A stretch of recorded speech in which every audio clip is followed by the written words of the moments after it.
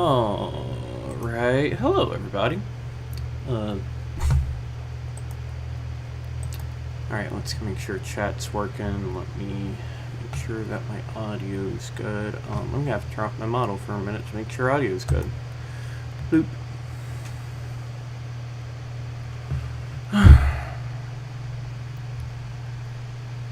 Does sound like there's a fan going in the background. What is that?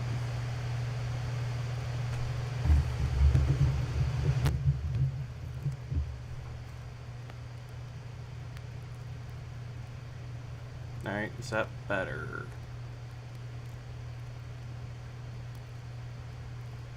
It's a bit better. I do gotta speak up a good bit, but...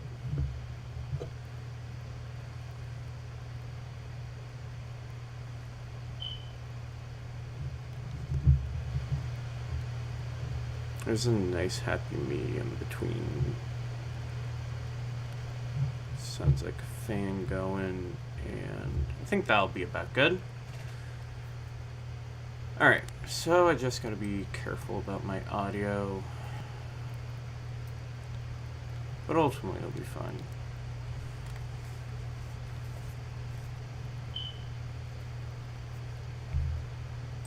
Let's turn up that audio a bit. I'll have to turn it up in my ears, but considering the fact that I'm about to be doing this.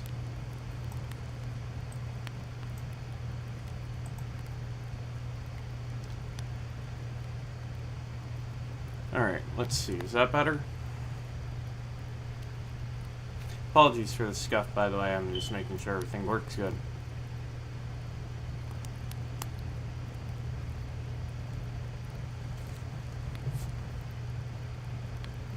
Okay, the fire ambience is coming through nice, so alright. That being said, I turned it down on my ears. It's up, not down. You know, it's all these things I really should do before stream, but you kind of have no way to check before stream, but that always catch me. But anyways. Alright, I made sure to grab my coziest jacket. It's a nice fluffy hoodie. Actually, I might grab my actual real life blue hoodie real quick, because I quite like that hoodie. Got it from somebody who means a lot to me. Model's where it needs to be. We added a couple new faces to the plush army. We've got a Wooloo, we've got the sassy nerdling himself, and we've got a nice little deer chilling down over there. It's nice. I like it.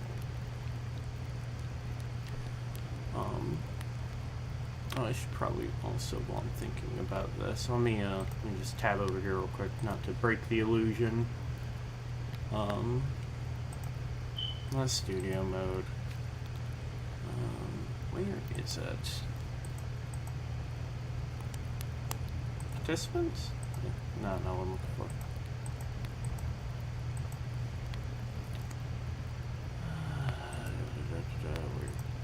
Right. You just gotta open a new tab, bring it over here, log back into my own YouTube. Or my other YouTube.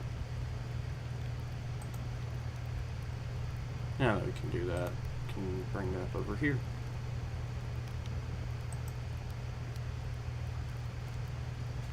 It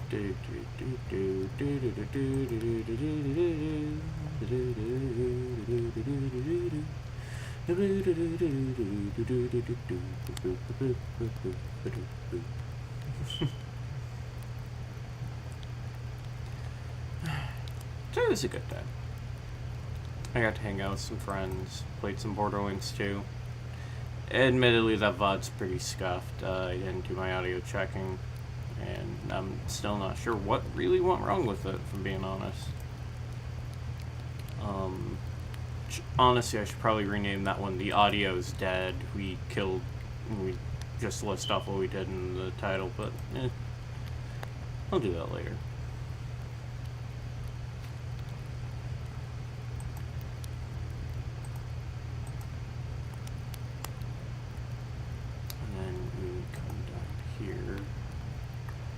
soon as this finishes loading, and we go to the analytics page. Hooray! Now I can have that pulled up.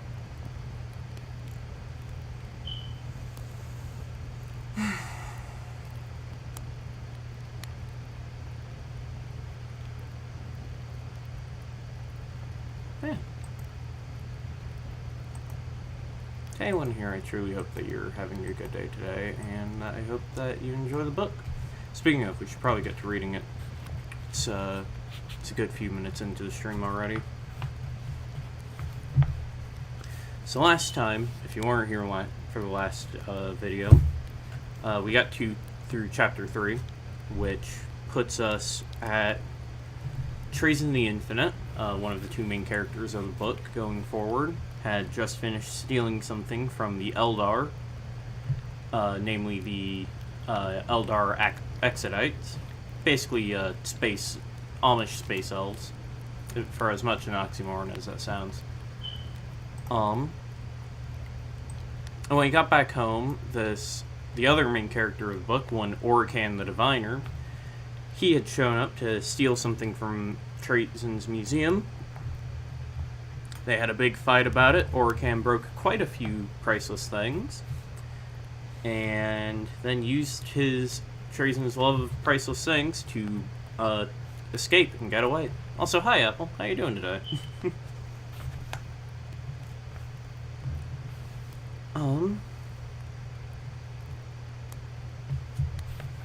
I hope you're having a good day today, Apple, and I hope that you got some good sleep tonight, last night. Let me make sure that my overlay's good, because that font is terrible. Oh, I am so sorry, I did not realize that color choice for that font was atrocious. Let me go fix that. That needs to be significantly, I'm not sure darker is the right word. I'll take it. Needs to be significantly something, because that font is barely legible against the score bunny.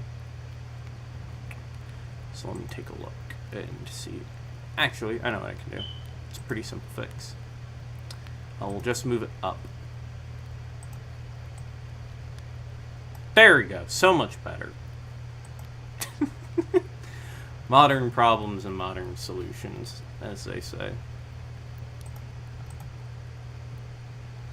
But, anyways, we have a book to read.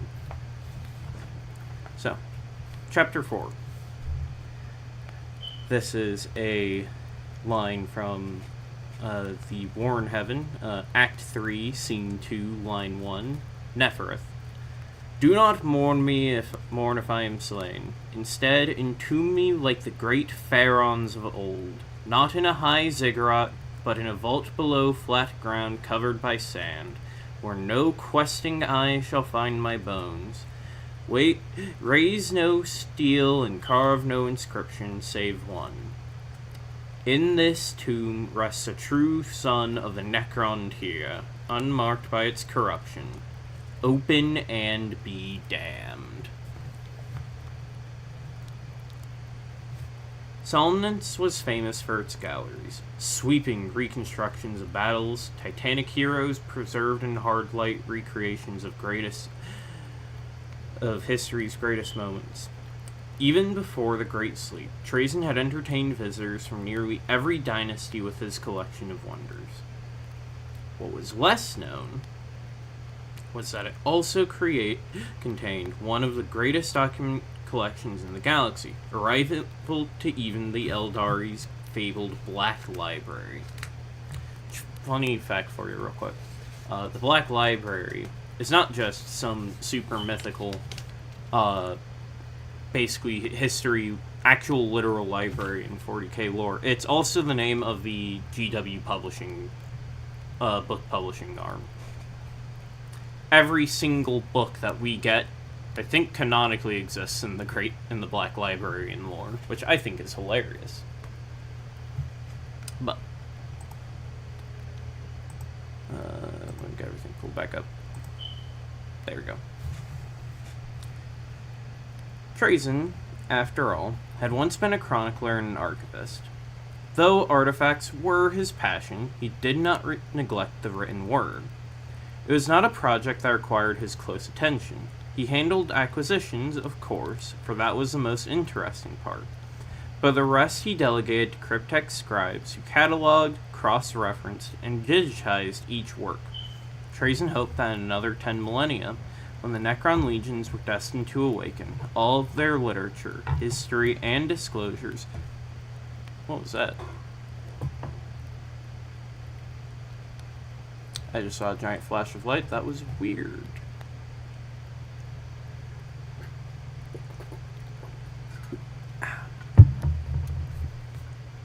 Quite weird indeed. I'll pause that. Hopefully that'll get me some more bandwidth.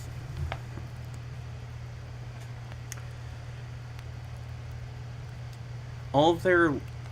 let me go back.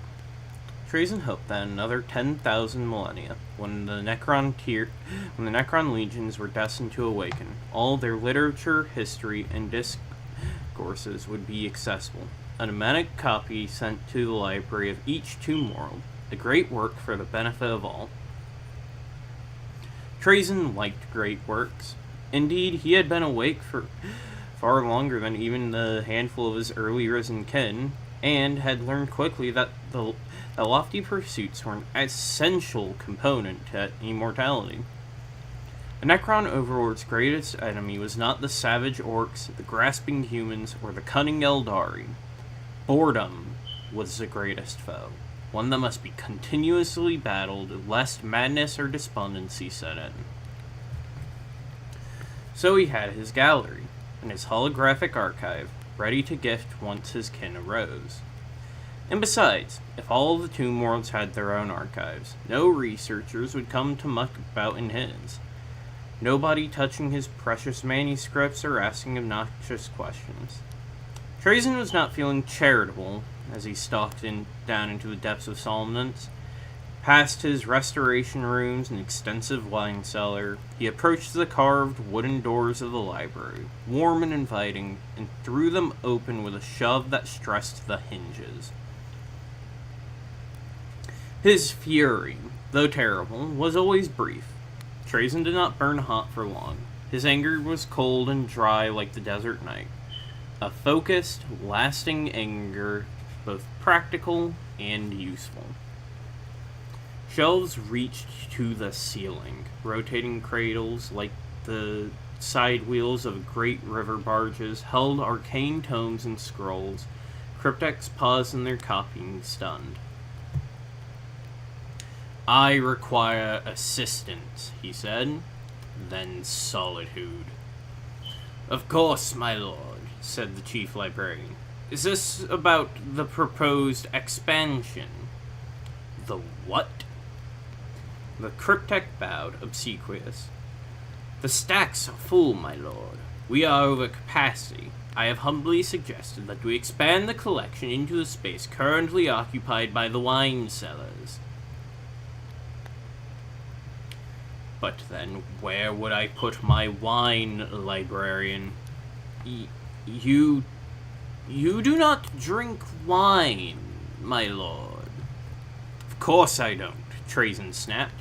"It is far too valuable. Request denied. Enlist an excavation race to dig another chamber." "My lord, and bring me everything you have about the Worn Heaven, Pharaon Nephrith, and the Astrarium Mysterios. I want the physical manuscripts."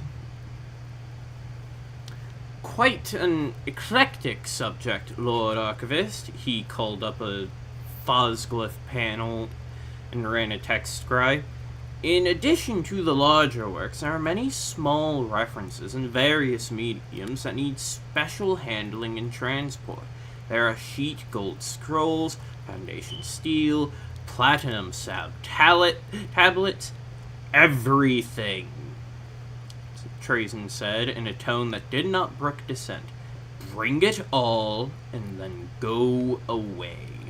It will be some time." "Yes, sire. But first, Bring me the legal code, the volumes on interdynastic theft and trials. Is there to be a trial, my lord? Oh, yes, said Trazen, fingering the ritual tile he had ripped from Orkin's frame. There most certainly will be. The Mandragora Eastern Fringe. 9 standard years later. Mandragora the Golden, Mandragora of the Emerald Skies, Mandragora the dynastic seat of the mighty Sautek. Orkan despised it. Even now, even as he exited the Dome Gate, the scars of his perilous journey fresh on his necrodermis, he could not help but release his venom. Lord of whisperers and sycophants, I should have stayed with the Drukhari. Once the third most powerful dynasty in the Necron Empire, the crown world of the Sautek was a dead place. Great sand dunes drifted against its ziggurats and palaces, burying them beneath golden cascades that mocked its grand title. Windstorms scoured its monuments with the planet's abrasive silica grains, stripping the gilded sepulchres and obelisks to their living metal interior and giving the entire city, or what he could see of it, the appearance of brushed steel. A few districts retained their grandeur, sheltered in the lee of great stasis tombs and spared the caustic attentions of wind-blown sand. There, statues of ancient pharaohs still stared imperious over the desert, faces distinct and spared the weathering of less fortunate monuments. There, the few hundred awakened members of the Sautek dynasty lived in pantomime existence, accidental custodians of the silent necropolis, awakened 10,000 years too early, busying themselves taking care of a world that was largely self-sufficient, waiting for the distant day when the countless billions of sleepers would emerge. Orkan stayed well away from those districts. Before the Great Sleep, he found Mandragora oppressive. So many beings milling, clamoring, constantly interrupting, constant politics, petty creatures struggling for petty victories. It had been a difficult place to focus. Even achieving a basic chronotrance required shutting the world out with slab-thick walls in his astromantic observatory, perched on the humped mountain overlooking the city, and above its sky-erasing glow. Yet, maintaining a presence was necessary. Personal preferences aside, Mandragora was the Sautek power center, and Orkan could not be a court astromancer from his hermitage on Rithcairn. More's the pity. But Mandragora had much to recommend itself in these strange days. A stable Dome Gate to access the webway, the quiet dark of a dead, sterile metropolis, and of course an automated defense grid that was the best in the Empire. Just the sort of thing you need if you'd stolen from one of the most dangerous beings in the galaxy.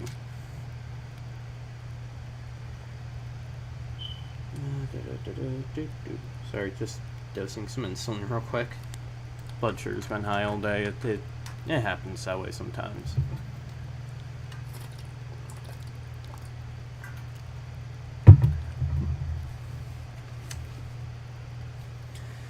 Using the trans-dimensional beamer had been a desperate risk, little better than casting lots.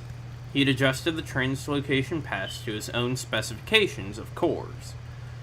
Orkan was reckless, but not dull-witted. But there had been a chance of some infinitesimal variable that would mar his transit. A chance that instead of glowing tunnels of the webway, he could have been sprung back into reality in the heart of a star, or floating in deep space between dimensions. Even absent these extreme cases, there is a chance that There was every possibility that he would come out at a random point in time-space, forced to adjust and use the beamer again and again, hoping the increasingly wild translations would bring him home, and not to realities increasingly aberrant from his own. That would not have been ideal, but also not a tragedy. After all, Orican had time. But his astromantic divinations proved true enough, and his translation landed him in a disused portion of the webway. Not the exact point he'd intended, unfortunately, but close enough. Then again, it was possible that it was exactly the spot he'd meant, but the network had changed into something unrecognizable. With the webway destabilized, it was increasingly difficult to tell. The Eldari's great cataclysm had rocked the network to its foundations, snapping away arcways that used to see fleets pass and fling them into the Immaterium. Unthings from that dimension of madness increasingly stalked the corridors, and with every cycle the Eldari's witch-seers collapsed more pathways to keep the evils out. Orican had wound through the coils of the labyrinth dimension, clearing passageways and lurking in shadows. What remained of the old enemy's civilization was in flight. Neo-primitives like the ones Trazen had pillaged, migrating into new homeworlds.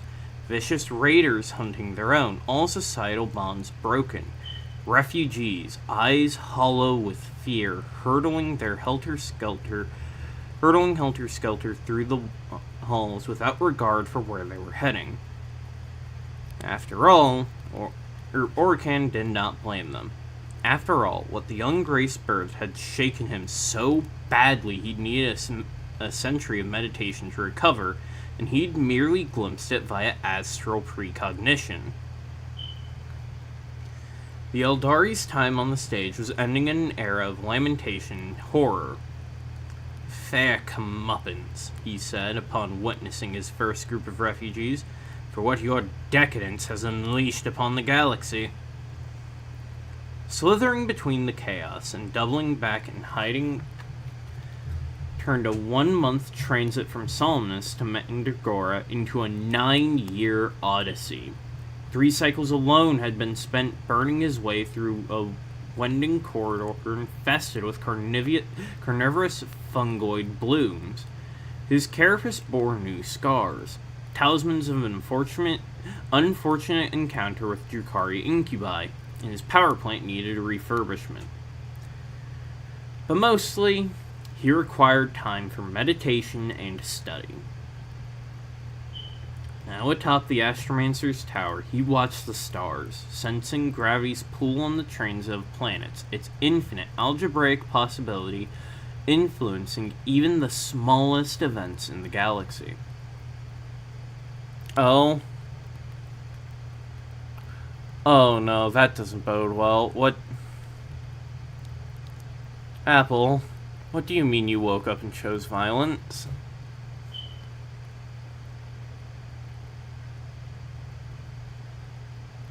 Apple, that doesn't bode well. Oh no, let me check the server real quick, make sure I didn't miss anything.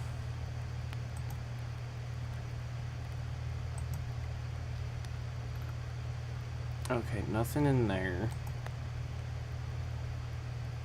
Oh. Apple, you can't say things like that and not expect me to react. That scares me.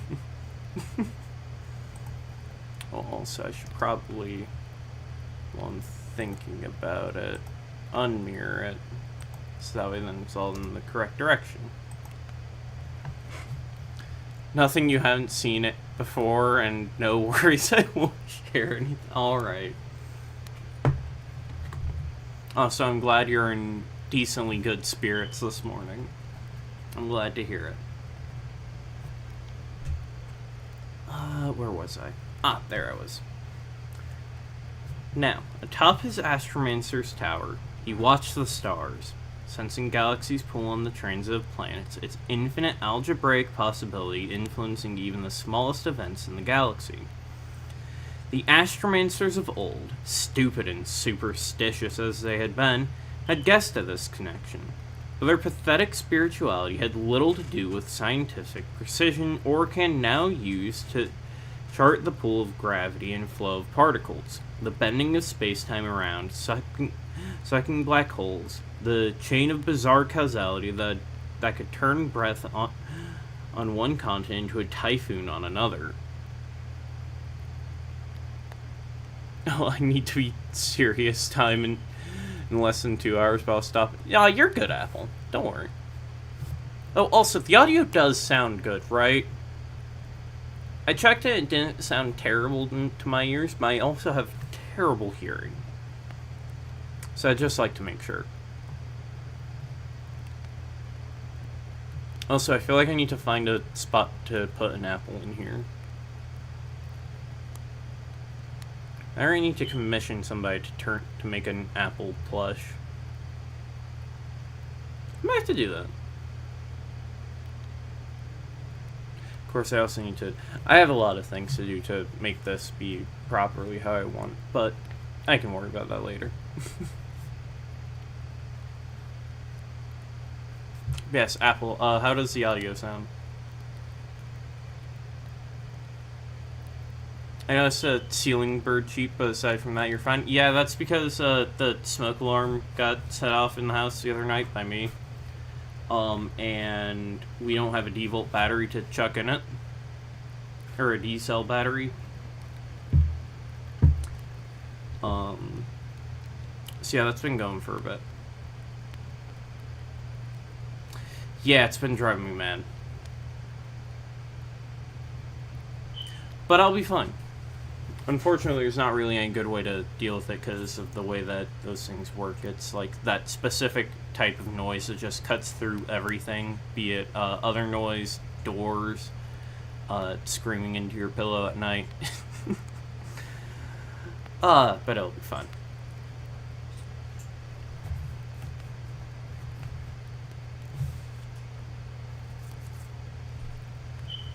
Also, I've got dogs napping on my bed, so don't worry, I've got a live studio audience. They're not paying attention, but they're there.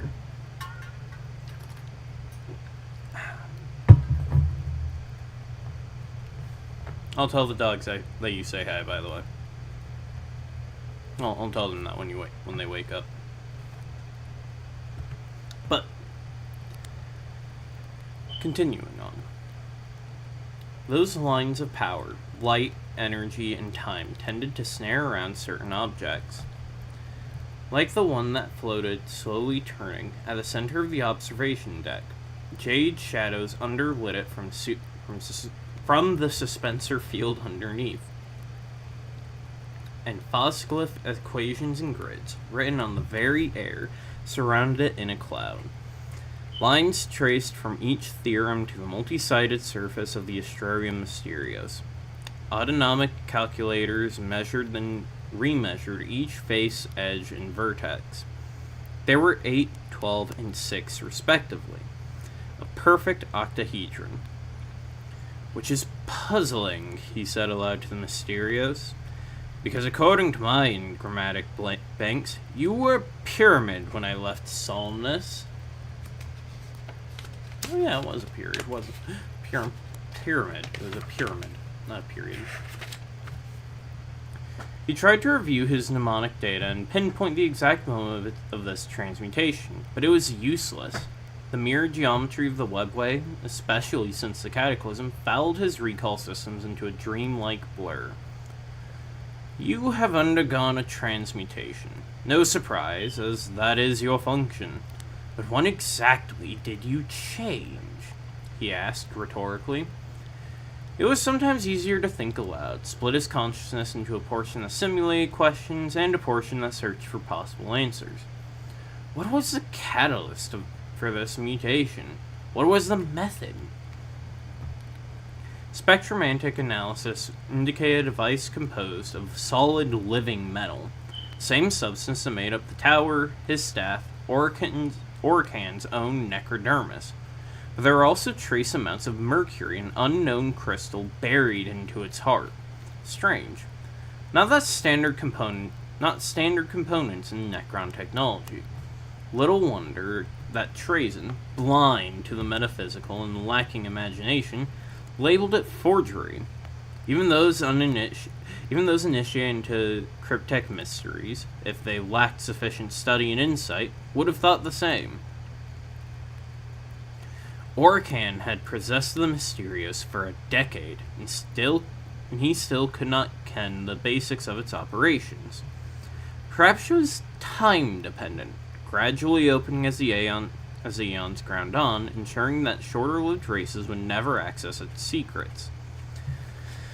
Conversely, he mused, answering part of his consciousness taking over, it is possible contact with the webway activated it. Or that it lay inert until it passed through a dolmen gate. Such a security measure would keep it from being activated outside the control of its makers. The Immunos dynasty, dead gods curse their lifeless atoms, had been renowned for the secrecy and their paranoia. In moments of frustration, Orkan took pleasure in imagining the solar flare ionizing the neural matrices of the sleeping dynasty, shockwaves scrambling their tomb world's magnetic field and rendering all systems inert. Mass neural death in the span of a few minutes. Too bad they hadn't been awake to feel it. Over the past cycle, Orkan had bombarded the Mysterious with every energy wave he considered safe.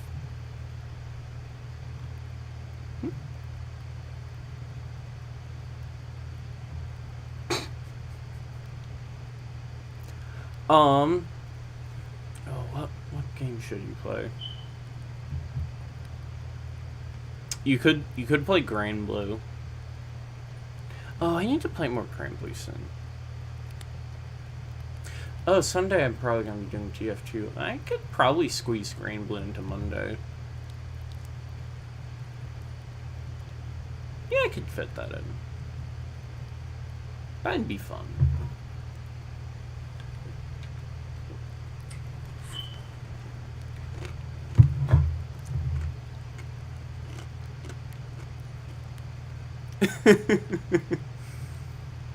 Boss, don't worry, this is an ADHD safe space. If it wasn't, I'd have a problem, because I have it too.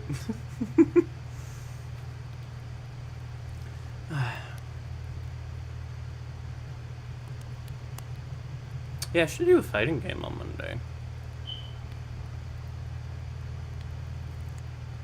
Anyways, book.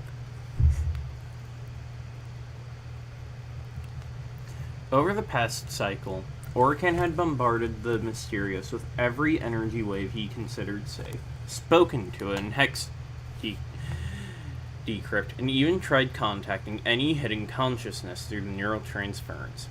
He'd raised 12 cryptechs, in body only, mind still at rest, and installed them kneeling around the observation deck. He networked their blank minds with his to increase his analytic capacity and grammatic storage, running theorems and suppositions until two of them overheated, blue flames bursting from their ocular circuits before they translated to the Resurrection Forge to be rebuilt.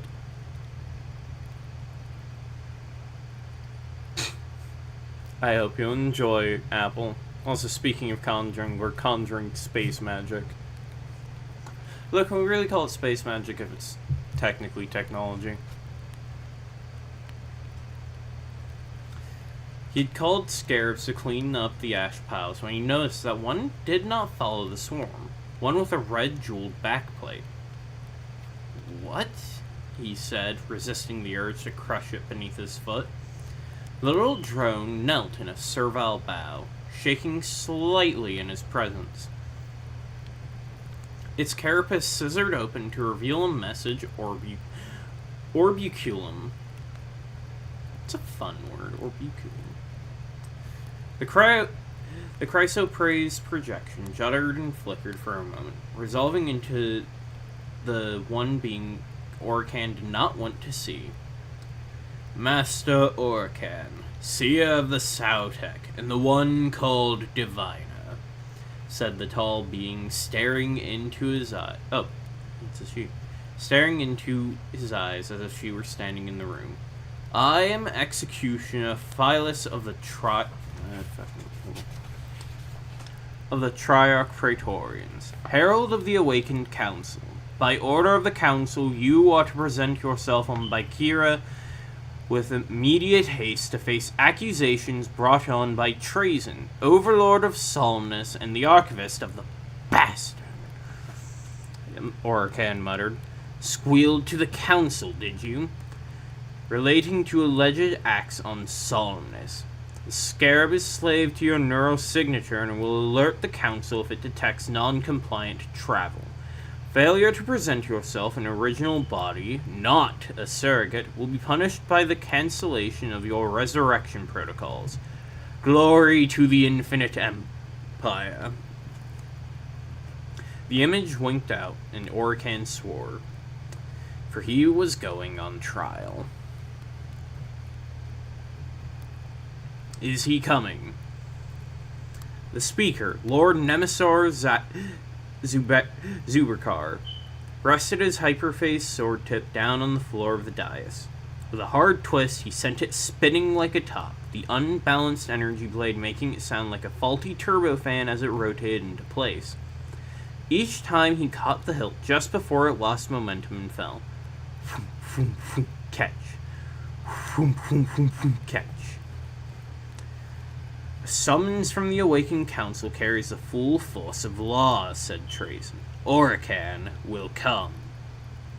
And if he does not, Trazen thought, you'll cancel his reanimation protocol and Executioner Phileas will hunt him down with that green execution scythe of hers.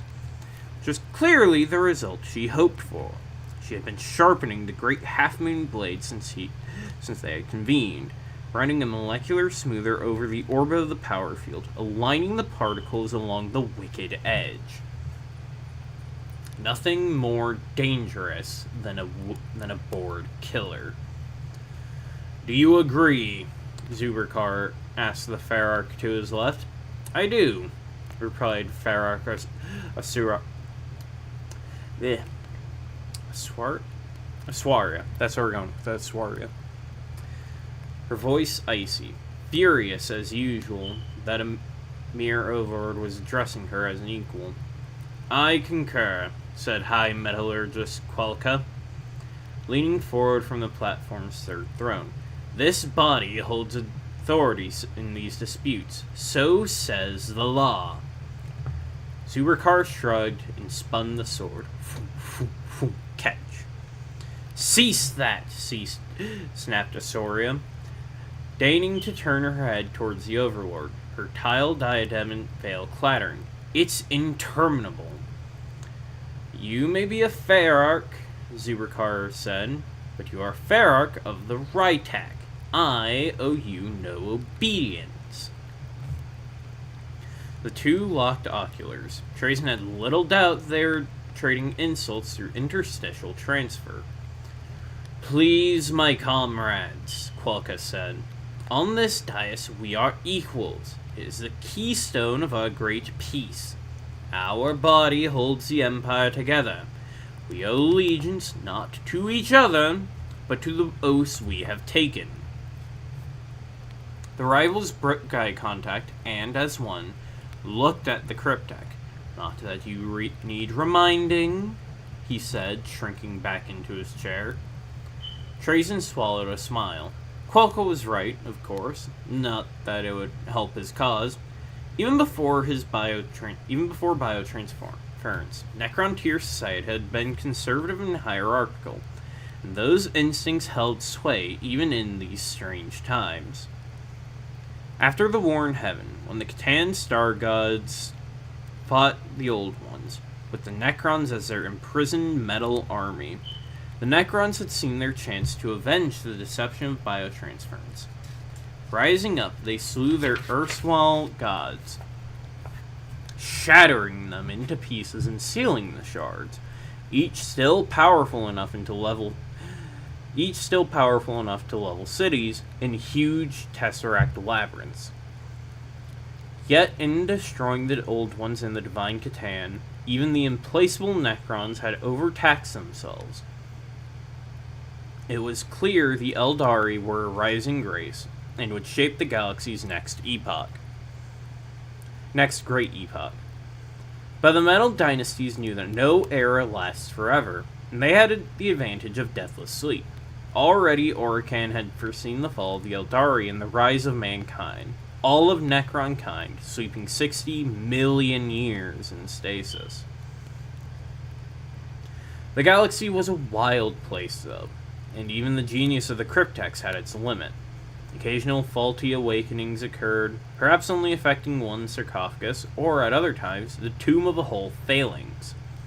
It was entirely random, part of no plan, affecting everyone from the lowliest warriors afoot to those of pharaonic ranks like Asura, who had awoken to find herself the only conscious being on her silent tomb world. Without the rigid class structure holding them in check, those awakened by fault fell to chaos. Some awakened whole Decurions without the aid of a cryptech, damaging the neural pathways of their fellows and turning them into automatons. Others took the opportunity to settle old scores, murdering rivals as they slumbered in their sarcophagi. It was the Triarch Praetorians, an order of cloistered warriors who had eschewed sleep to watch over the stasis tombs, who finally insisted on the council.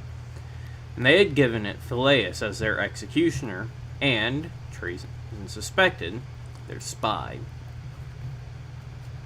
The Awakened Council gave the Necrons a minimalist, ad hoc government. They protected the sleepers under the pain of death and set strict limits on the number and type of artificial risings, with premature resurrection so often leading to damage. No Necron was to be animated except under circumstances of dire necessity. But, in a society where feuds were commonplace, its greatest task was to settle disputes with tribunals like the one Orcan would, in a bare moment, be late to. Phileas tested the blade of her scythe on the edge of a metal thumb. Zubrakar spun the sword. Thump, thump, thump, catch. One more time. Reality shrieked and tore, lighting the death masks of the Council of Balefire. A rough translation, the kind conducted in a hurry. I would prefer we make this quick, said Orican, green fire still licking his body. Let me summarize, said the diviner. I am accused of stealing an object from Overlord Trazen and destroying old worthless clutter. Priceless antiquities, Trazen corrected, holding out his wooden cane as an exhibit. The inlaid wood was snapped in two, its splintered ends already decomposing from its time out of the stasis field. Priceless and worthless are the same thing, Orican spat.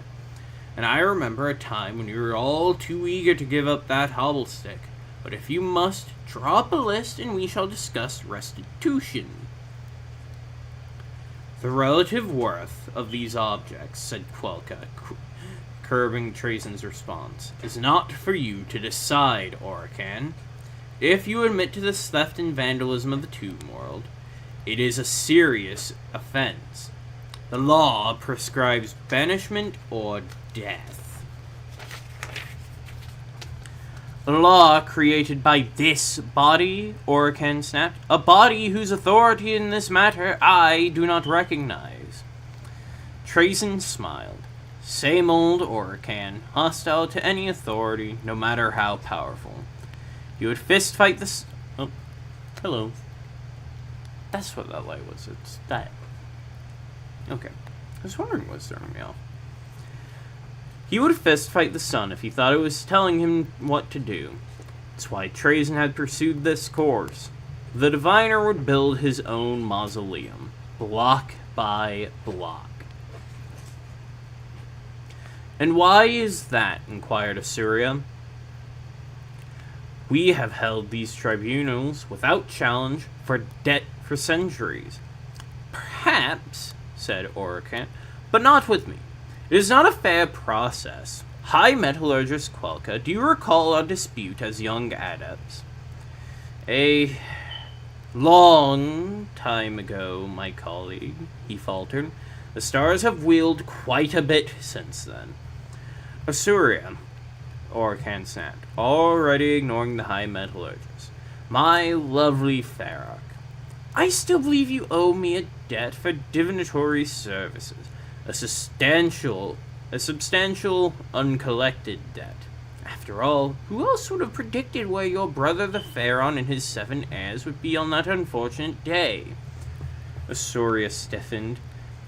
Zubikar leaned back, laughing and shaking his bulkhead-jawed head. Cunning Minex, you said they were lost in a void storm. And Lord Nemesor Zubikar, Orkin continued, pausing after each title. We've had no dealings. But the Mefrit are old enemies of the Sautek dynasty. I would not put it past you to continue that kin feud. I wouldn't either, Zubikar professed, patting a hand on his blood-colored chest armor. The Mefrit never have been shy about their viciousness.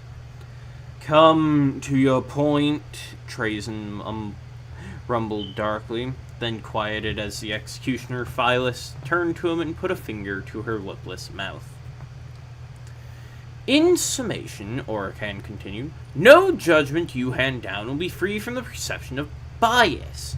And given the size and stature of my dynasty, are you willing to risk the Pharaoh's displeasure when he wakes up to find an unsanctioned council has executed his chief seer?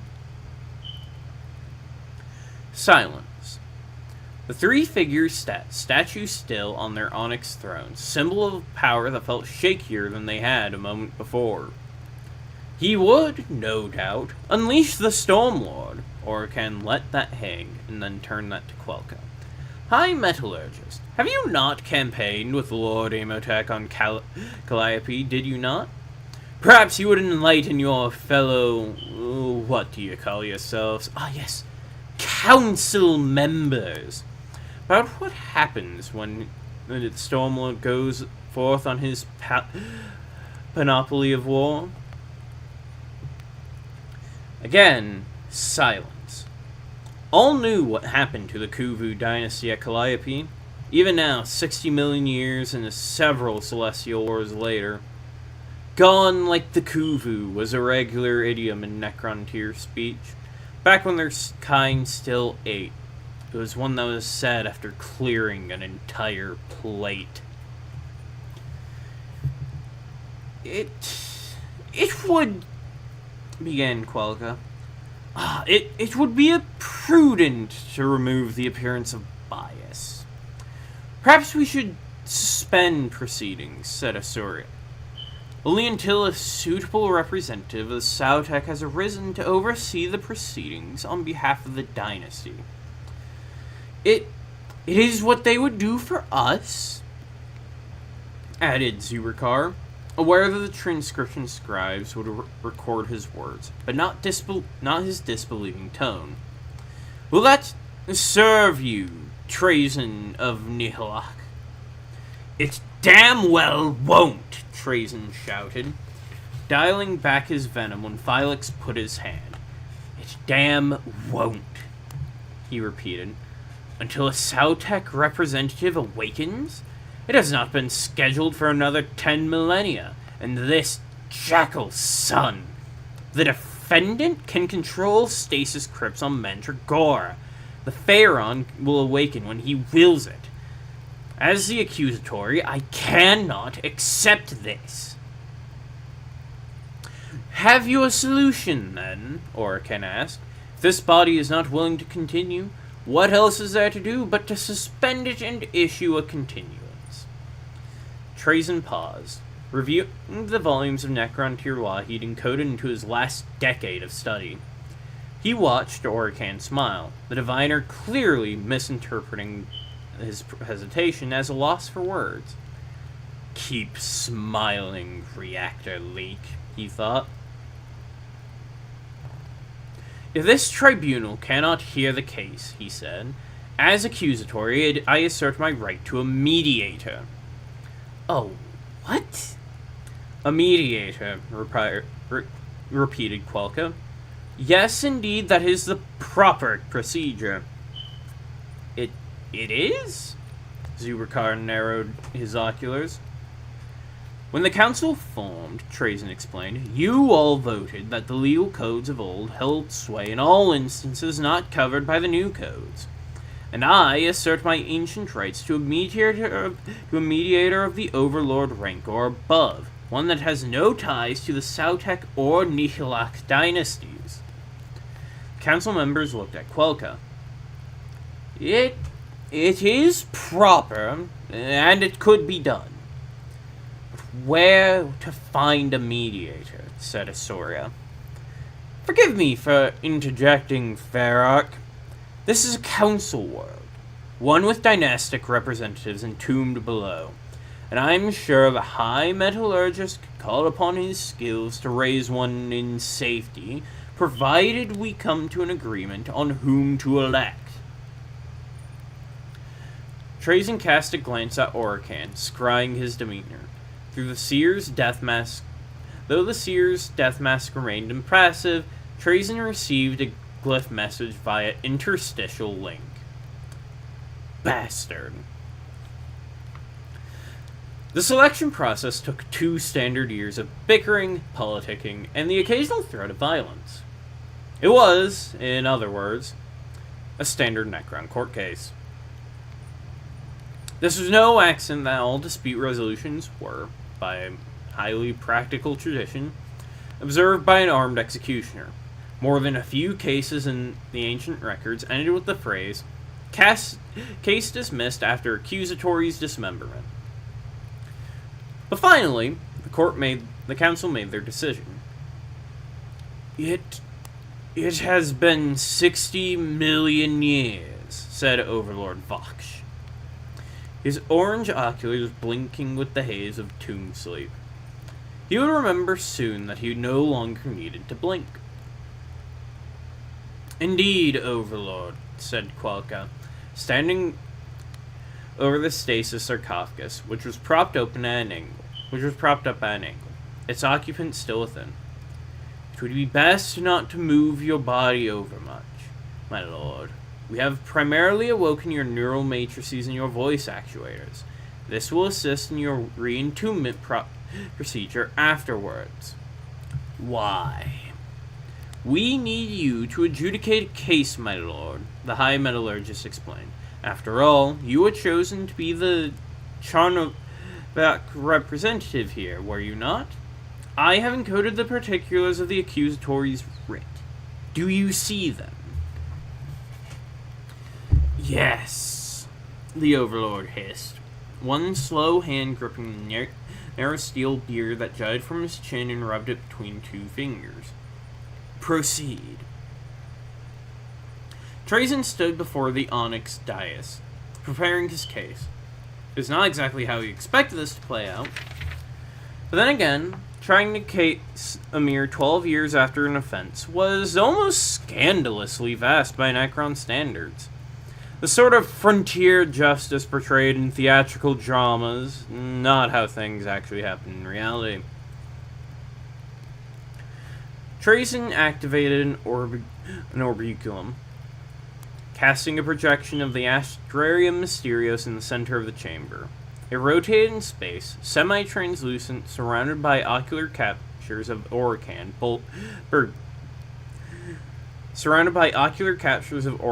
burglarizing. Excuse me. 12 standard years ago, Orican, called the Diviner, Seer of the Necron tier, feloniously entered the tomb world of Somnus in the attempt to steal this artifact, the Astrarium Mysterios. In his addled state, he believed it to be a prize worth destabilizing the peaceful. I apprehended him, and in his escape he destroyed a host of precious cultural objects recovered from home soil. Trazen swept his hand left and right, scrolling through chrysoprase holograms of snapped canes, shattered vessels, a pipe with a broken stem. These objects. How did you obtain that? Pointed Zubikar. The pipe. Standard acquisition procedures, he evaded. All above board. Go back, said Zubikar. That pipe's Mefrit made. It should be in our gallery. My dear overlord, Trazen said, Somnus holds all of these objects in trust for the good of all our kind. Damn that, it has my family sigil on it. If you make a formal request through the proper channels, we can certainly arrange its return, Trazen said. He, of course, made all decisions regarding the gallery, but I always find that "we" was a magical word for deflecting blame. But we firmly believe that these precious relics should be in a place where experts can ensure their proper preservation and display. This inquiry is not concerned with Overlord Trazen's acquisition process, cut in Overlord Vox. His vocal actuators now calibrate to cancel out the sleep slur. Trazen could see now why the Overlord was well known for his power as a magistrate. He had a fine orator's voice with an undeniable sense of authority. You are in the right to protest the diviner's intrusion, as well as his vandalism. It's no small thing. But I see no reason to pursue death or banishment.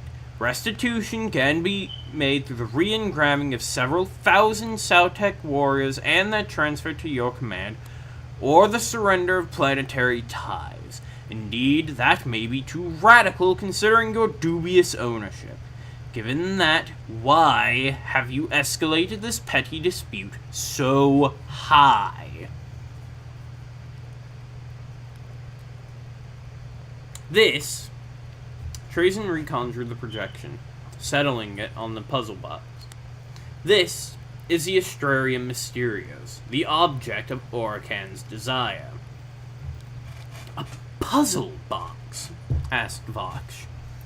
A mere puzzle box, said Orikan, before a glance from Vox hushed him. A map, corrected Trazen. An encrypted celestial chart. In certain esoteric corners of our society, an astrarium is used to reveal the location of occult gatherings or arcane pilgrimage sites. They can be activated by a spoken key phrase or coordinates, opening when they're at a specific point on the galactic plane. Each one is individual, and each becomes inert after its successful use. I believe this one to have already been used, or even a replica. But you no longer believe that. Orikan would not have been so rash if he thought it inert. Trazen stared at his rival, but instead of hatred, Orikan's hooded eye was fixed on him with interest. He suspects that it leads to a fabulous treasure. And do you have any idea where it leads? Vox leaned forward slightly in his casket, propping himself up on an elbow. Quelka approached him, fussing, and he waved the high metallurgist away. Do not make us wait. According to the encoded glyphs on its surface, Trazen said, pausing to enhance the drama, the Astrarium Mysterios leads to the tomb of Nephrith the Untouched, the last natural pharaoh of the Aminos dynasty. There was a pause, and then a barking laugh from Zubikar. Nephrith the Untouched, he mocked, from that god-awful long tragedy. Yes, said Trazen. Nephrith is primarily known as a character in the theatrical drama The War in Heaven, but he did exist. Of course he existed, Feyre Sarah sniped. It's a historical play, or history-inspired at the least, but to suggest that any of it resembles what actually occurred... You do remember, do you? Inquired Truly. I mean truly remember. Step forward if you recall the days before biotransference. Can anyone tell me, with certainty, that their mnemonics contain a perfect record with no deterioration during the aeons of sleep? None stepped forward. The high metallurgist shifted uncomfortably. They all knew what biotransference had done to them. Mnemonics of the flesh times were like memories an adult has of childhood. One knows that one was a child, and that one was born and lived years only through second-hand stories. Knows their friends, once close companions in youth, were nothing but fleeting ghosts and memories, sensations disconnected from context. Things remained, but with no memory of learning them. One knows the color blue, but cannot recall the first time one knew its name.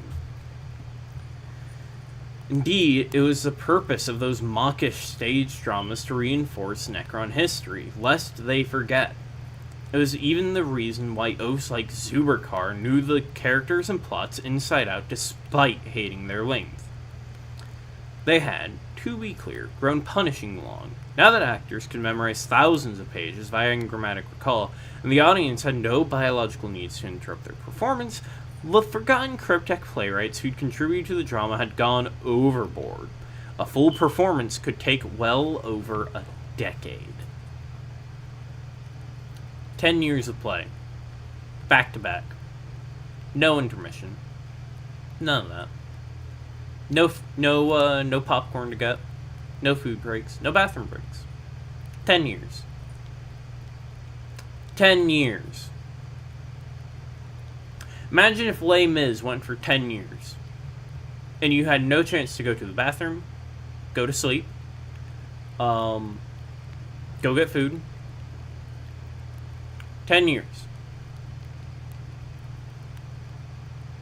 I don't know how many plays you'd have to get together, but most plays and musicals are of the approximate length of about 1.5 to 3 hours long. Assuming we're going with a length of 2 hours, then you could fit 12 into a day. There are 365 days in a year, with 2 of those years being 366.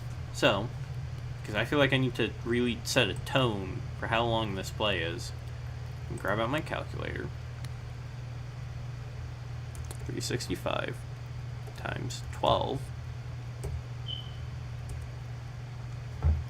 times 4, or times 10, plus another 24.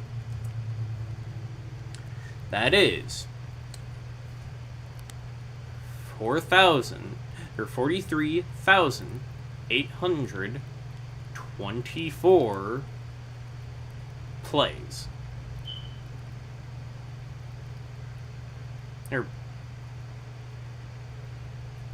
Yeah. Actually, no, it shouldn't be 24 speed. So we've got 365 days in a year time. I'm going on a very long walk for a very small glass of art. 12 plays a day, 365 days a year. That's 4,380 plays in 1 year. Plus another 24 from the 2 leap years. Yeah. 43,824 plays. Back to back. You don't get to stop to go to the bathroom. You don't get to stop to go get food. You don't get to stop for an intermission. And that's just the main play. It's a very long play. These guys went nuts. My research has concluded that... Amazing? Yeah. That'd certainly be interesting to see somebody write. I'm not saying I'd watch it, but I'd certainly, like, look into it.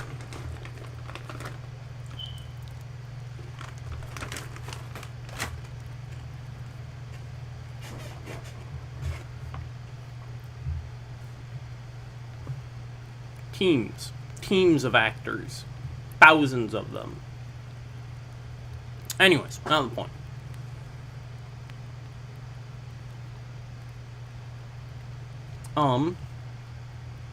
My research has concluded that the dramas may be more accurate than previously believed, said Trazen. He waved towards the orbiculum, summoning bas-reliefs depicting the war in heaven. Necron tier warriors and star chariots, worn free of detail by the antiquity of the carving, advanced on the old one's doom engines. It appears that, indeed, Nephrith was called the Untouched due to a genetic resistance to the radiation-induced cancers and afflicting our former bodies. Further research suggests that in his rebellion against the star gods, his doomed resistance to the process of biotransference indeed occurred. Trazen looked at Orican. The diviner stared intently at the holographic bas-reliefs, rubbing one of the strands of tiles that fell from his shoulders. One tile was still missing, the one Trazen ripped from the diviner during the struggle on Solemnus. It hung at Trazen's hip now, amidst the Eldari gemstone and the other curios that dangled there, a reminder of his revenge. But Trazen had difficulty studying the diviner's mood. Apprehension, perhaps, or merely interest? How much of this did he know? Here, drama and history diverges, Trazen said. In the drama, Nephrith was killed by attacking the star gods, scorched to nothing by the Burning One. But my archive contains an account that Nephrith's own dynasty betrayed him, murdering their pharaoh and his followers to broker peace with the star gods, and gain the gift of biotransference. Quite an anticlimax, Vox muttered. Indeed, said Trazen. But his relatives in the Immunos dynasty, despite their betrayal, apparently wished to hedge their bets. After all, they possess the only genetically uncorrupted sample of the Necrontier species, free of disease and blight. Trazen swept the projection, calling up a manuscript illustration of the death procession carrying the stasis casket into a towering gateway. They hid the dead Pharaon in a stasis tomb complex called Sephris, hoping to return and recreate the species if they found biotransference was not to their liking. So why didn't they, Advox? Return, I mean. Trazen shrugged. It's unclear. But just as we cannot remember the Nephrith, his followers may have forgotten how to activate the device. Over time, they forgot even what it led to. Thus the name, the Mysterios, a mystery. Fascinating, said Vox. What purpose do you have for keeping this object, Trazen? Trazen stopped. He wants it for his gallery, said Orkan. To stare at it. Or rather, not to stare at it. He didn't even know what he had. It will simply collect dust. A curio serving no purpose. And what purpose would it serve for you, Orkan? Asked Vosh. None, growled Trazen. He doesn't believe in a return to the flesh. Orkan wants us to be... He waved his fingers in the air. Energy beings. Things of light.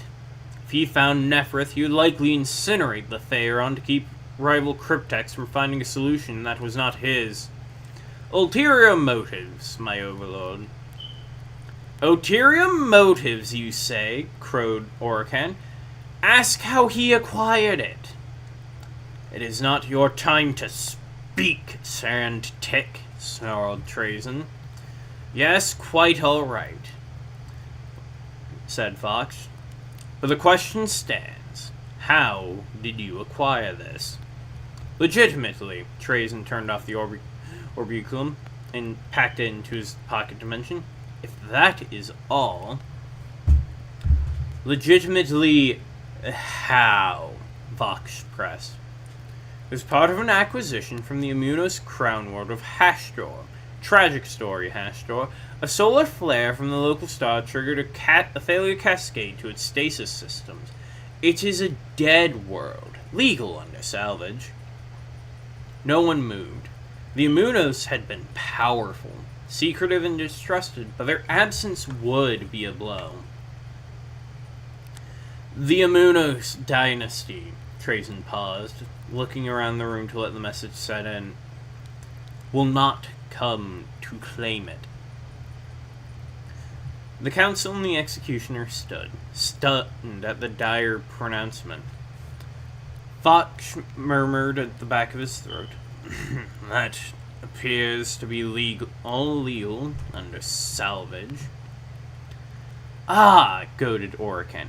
But when did you acquire it? He took a step forward, tile strands rattling against his skeletal body. I have not yielded the floor, said Trazen. Did you steal the Mysterios before the Immunos died out, or after? Because by my auguries, you raided their vault for artifacts well before the solar flare. In fact, immediately when it became clear that the solar flare would snuff them out. Your information, Trazen said with a hint of frost, is incorrect and out of procedure. Wait, said Vox. Are you alleging that the Overlord Trazen, aware of the solar flare, did not alert the Tomb World's deep spirit and instead raided it for artifacts? Just so, said Orican. As you heard him say, the Immunos dynasty will not come to claim it. The perfect theft. He walks away with the goods, and the cosmos wipes out the victim. No one can complain. This is ridiculous. Villain, crowed Orican. Plotter, traitor to your own kind. Is this true? Demanded Vox. Keep in mind that my vocal scryers are on high alert. Any lie will be detected. Well, Trazen tutted in frustration. Understand, there is very little time to make a decision. A groan went up from the council. No, listen, he stumbled. Awakening a tomb takes time. At least half a century, even under optimal conditions.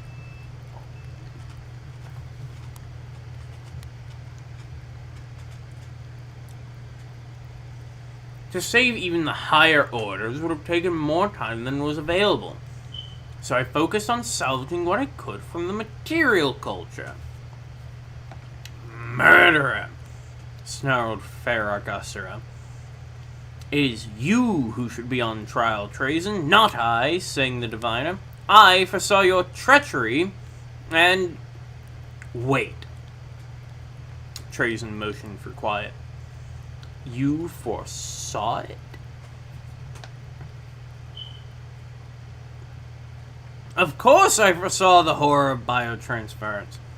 The fall of the Eldari. I have seen the coming of hungry creatures you cannot even fathom.